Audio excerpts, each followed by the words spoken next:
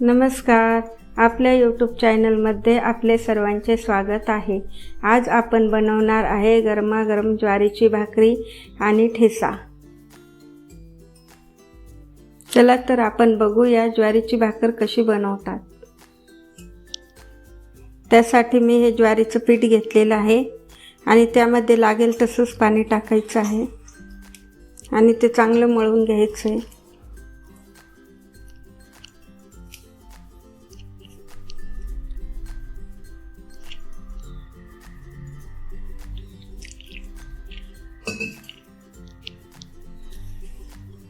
एकजीव केलं की भाकरी पण छान होते. याच्यामध्ये जर आपल्याला ज्वारीचं पीठ जर वळत नसेल तर आपण गरम पाणी टाकून सुद्धा बनवू शकतो. त्याच्याने सुद्धा भाकर वळते. आता मी गार पाण्यामध्येच भिजवत आहे कारण माझं पीठ चांगलं आहे. जास्त जुनं पीठ झालं तर प्रॉब्लेम येतो. आता आपलं पीठ छानपैकी चुरलं गेलेलं आहे. आता हे पीठ मळून घेतलेलं आहे आपण. आता याचा गोल उंडा करून घ्यायचा आहे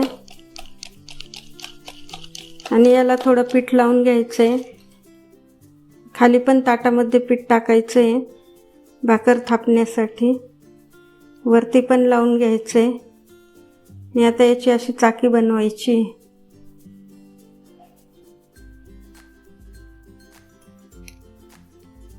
अशी चाकी बनवलेली आहे मी. आता ही ताटामध्ये ठेवायची आहे. आता हिला थापायची आहे.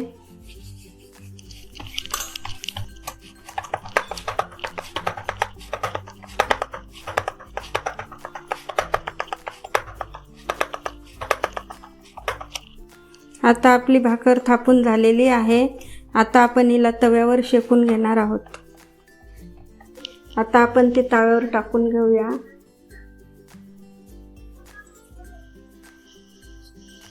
आता भाकरीला पाणी लावून घ्यायचं आहे.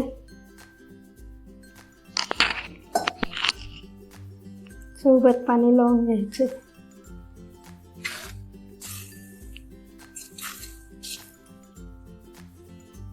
छान प्रकारे भाकरीला पाणी लावून झालेलं आहे.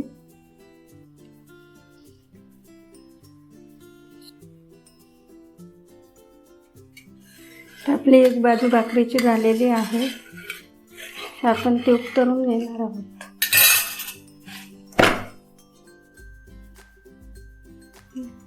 भाकर करताना नेहमी बारीक करण्याचा प्रयत्न करावा कारण भाकर छान होते आणि खायला पण छान लागते.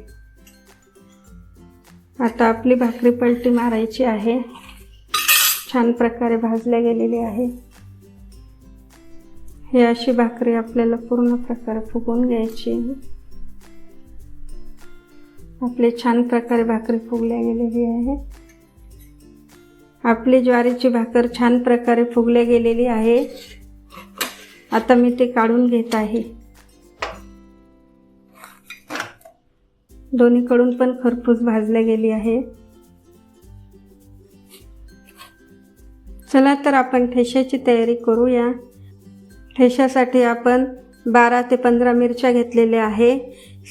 7 ते 8 लसणाच्या पाकळ्या घेतलेल्या आहेत. 1 चमचा जिरं घेतलेलं आहे आणि थोडा कोथिंबीर घेतलेला आहे आणि चवीनुसार मीठ टाकायचे आहे. आता आपण थोडंसं तेल टाकून मिरची भाजून घेऊया. आता आपण छान प्रकारे मिरची भाजून घेणार आहोत.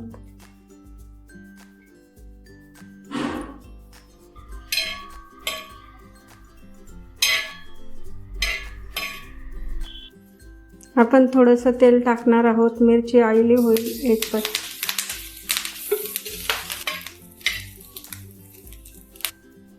आता आपल्या मिरच्या छान प्रकारे भाजल्या गेलेल्या आहेत. आपण त्या काढून घेऊया. आता हे सर्व साहित्य आपण खलबत्त्यात कुटून घेणार आहोत.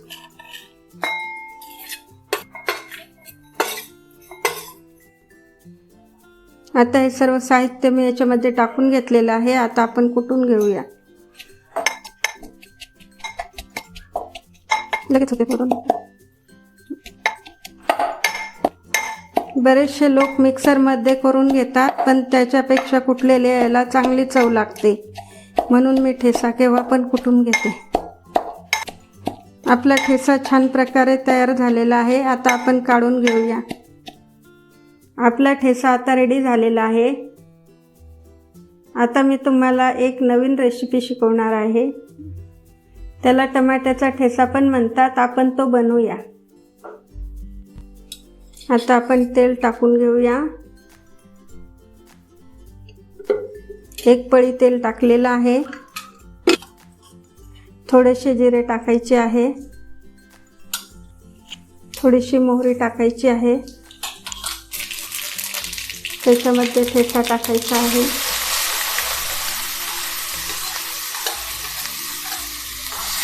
ते चांगला हलवून घ्यायचं आहे. आता त्याच्यामध्ये टोमॅटो टाकायचा आहे.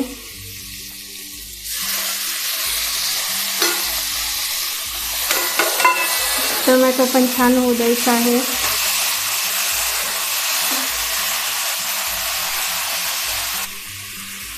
थोडंसं मीठ टाकायचं आहे. टमाट्यामुळे चांगलं हलवून घ्यायचं. त्याच्यावर 2 मिनिटं झाकण ठेवते.